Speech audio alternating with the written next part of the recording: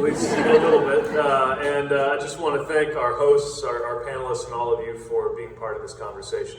This is a really important moment, and I think a really fitting place for us to talk about women's leadership, policy affecting women, and women's empowerment. And to us, as you can see from the way we put together our plan, and for that matter, the way we talk about our plan, this really is a question of power.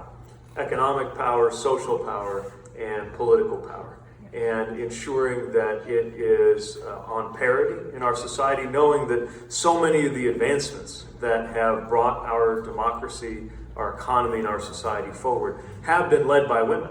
Knowing that our economy is powered by women, and knowing that that is not yet reflected in all of the gaps that persist in our society. There is a wage gap that we know is partly the result of cases of outright discrimination, where we don't have equal pay for equal work, partly the result of indirect barriers to advancement in the economy, for the ability to be promoted, the ability of women who are entrepreneurs to advance, and the impact of workplace harassment and discrimination, which ultimately leads to measurable economic consequences.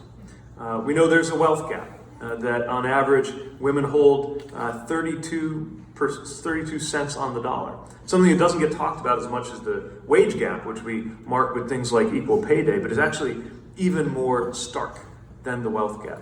We know there's a leadership gap. America has not yet had a cabinet with at least 50% women, something that will change when I'm your president.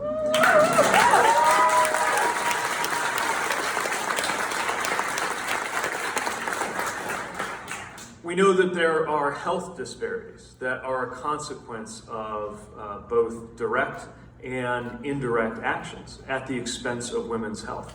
Certainly we know this is the case when it comes to the right to safe access to abortion, but we're also not going to reduce women's health to reproductive health, because there are so many areas where we see gaps, where we see inequity, where we see everything from research to clinical treatment falling behind. We can correct that to recognizing health as a human right and ensuring that there is access for all.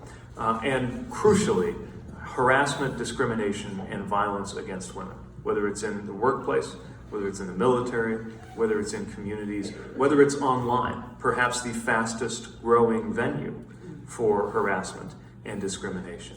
But an area that we can do something about, and we must move quickly to do that.